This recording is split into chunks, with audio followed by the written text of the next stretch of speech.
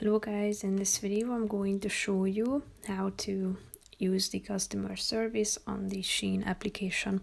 But first I just want to mention, don't forget to subscribe to my channel because at 100,000 subscribers I'm going to show you my whole YouTube revenue statistics and growth strategy, how to make money online. Now let's jump into it. First of all, open the application on your phone and tap on the Me button down below. Then tap on the headset icon at the top of the page on the right side and tap on the customer service button down below. Wait a few seconds and you will be able to type in your message briefly into the box at the bottom of the page. So type it in and tap on the send button.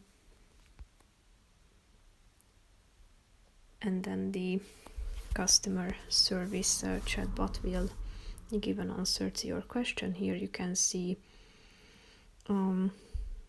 questions that you may want to ask, and basically that's it for this video guys. See you in the next one. Bye bye.